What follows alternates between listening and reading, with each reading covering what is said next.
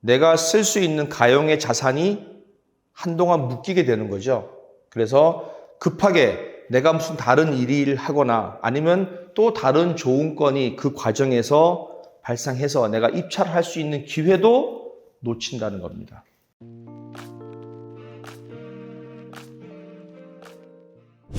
안녕하십니까. 오늘은 여러분들이 궁금해하시는 차순위 매수 신고에 관해서 설명을 간단하게 드리고자 합니다. 자, 그럼 먼저 예시를 들어보겠습니다. 감정가 5억 아파트입니다. 여러분 아파트 좋아하시니까. 자, 오늘 5억에 1차 5억으로 시작합니다. 자, 그러면 입찰이 여러 명이 들어오겠죠. 예를 들어서 자, 여기서 입찰 보증금 얼마일까요? 입찰 보증금은 오늘 입찰가, 내가 쓰는 금액이 아니고 오늘 입찰가의 10%. 그죠? 그러면은 5천만 원입니다. 5천만 원을 잘 기억해 주시고요. 자, 그러면 입찰이 들어옵니다. 1등이 6억을 썼습니다. 자, 2등은 5억 8천만 원을 썼어요. 3등이 5억 6천만 원을 썼습니다. 그리고 4등이 5억 5천만 원을 썼어요. 그리고 5등이 5억 3천만 원을 썼습니다. 자, 그럼 당연히 1등 6억 원이 낙찰이 되겠죠. 그죠? 자, 내가 6억을 썼기 때문에 입찰 보증금을 6천만 원 내는 게 아닙니다. 반드시 오늘 입찰가의 10%, 그래서 5천만 원을 입찰 보증금으로 냅니다. 자, 이거는 뭐냐 하면 10%, 이 10% 룰을 정한 거는 법원은 최대한 많은 돈을 회수를 해서 누구를 보호해요? 금융기관을 회수를 시켜주는 게 목적입니다. 자, 그러면 예를 들어서 1등이 되어 있고 그 다음에 차순위 매수 신고를 할 수 있는 사람은 과연 여기서 몇 명일까요? 경매는 수학이 아니고 산수입니다. 산수.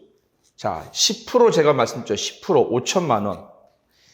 1등, 오늘 입찰가가 아니고 1등이 쓴 금액에서 5천만 원, 이 10% 이내에 들은 사람.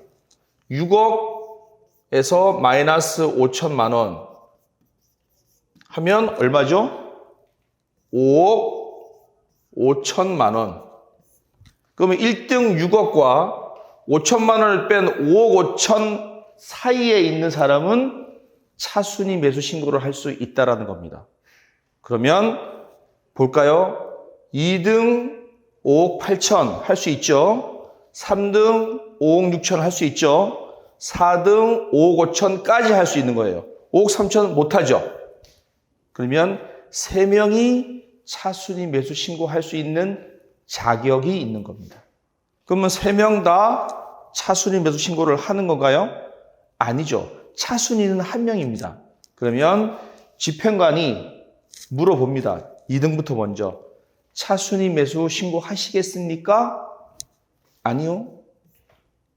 이 3등한테 차순위 매수 신고하시겠습니까? 물어보고서 예 하면 이분이 되는 거죠. 자, 이분도 아니라고 얘기해요. 예를 들어서 자, 4등한테 차순위 매수 신고하시겠습니까? 했을 때 예 한다면 이분 2등과 3등과 5등은 입찰 보증금을 그 자리에서 바로 돌려줍니다. 그리고 나서 4등 입찰 보증금 5천만 원도 공탁 되는 거죠. 1등과 4등 두 사람 입찰 보증금이 공탁되는 겁니다. 그리고 나서 대금 지급 만료일이 예를 들어서 8월 10일이다. 그럼 8월 10일까지 반드시 1등은 나머지 5억 5천만 원을 납입을 해야 됩니다. 근데 8월 10일 날 1등이 납입을 못했어요. 그러면 11일 날 4등이 본인은 5억 5천 썼으니까 입찰 보증금 5천만 원을 제외한 나머지 5억을 납입하면 4등이 낙찰돼서 4등 앞으로 등기가 되면서 1등의 입찰 보증금 5천만 원은 법원 사건 번호로 귀속됩니다. 자, 그러면 법원은 원래 1등이 돼 6억이 썼으면 6억을 회수할 수 있을 건데 이 사람이 아님으로 인해서 1등이 대금을 지급하지 못함으로 인해서 4등 5억 5천만 원으로 낙찰이 되면 5천만 원 덜 회수되는 게 아니냐라고 생각할 수 있죠. 근데 실제로 보면 1등의 5천만 원이 법원으로 귀속되어 있죠. 그리고 나서 5억 5천만 원의 낙찰금이 들어오면 5억 5천만 원 플러스 5천만 원 해서 6억이 법원에 귀속이 되는 겁니다. 법원은 다 회수한 거죠. 예를 들어서 5억 6천만 원이나 5억 8천만 원 2등이나 3등이 차순위 매수 신고를 해서 했다면 여기는 5억 8천 플러스 5천 하면 6억 3천만 원, 6억 1천만 원 훨씬 더 1등보다 더 많은 돈이 회수가 되는 거죠. 법원으로 귀속이 되는 겁니다. 그래서 차순위 매수 신고는 요 10%라는 법을 만들어서 법원은 1등이 낙찰됐음에도 불구하고 대금을 지급하지 못해서 등기를 못했을 경우에도 차순위 매수 신고라는 제도를 통해서 회수를 하는데 절대로 1등 낙찰자보다 덜 적게 회수하지 않는다는 원칙입니다. 자, 그러면 여기서 차순위 매수 신고를 하는 게 맞을까요? 안 맞을까요? 통상적으로 내가 이 물건을 낙찰을 받는다고 가정할 경우에는 은행 대출부터 내가 가지고 있는 돈 유용성에 따라서 입찰을 할 거라고 생각을 합니다. 내가 안타까워서 억울해 라고 해서 차순위 매수 신고를 하시는데 통상적으로는 차순위 매수 신고해서 차순위가 낙찰받기가 굉장히 어렵습니다. 물론 큰 금액들, 서울에 있는 상가 건물이라든지 큰 공장이라든지 수십억 이상, 수백억짜리 건물이라고 했을 때 거기서 차이가 몇천만 원, 1억 차이 나서 너무 억울해 라고 해서 차순위 매수 신고하는 경우도 통상적으로는 그만한 여력이 되기 때문에 입찰에 응했고 낙찰을 받은 겁니다. 물론 대출을 통해서 진행을 하겠죠. 근데 일반적으로는 차순위 매수 신고했을 때 내가 입찰 보증금을 법원에 귀속시키고 잃어버리는 게 되는데 잃어버리려고 할 사람은 없다는 겁니다.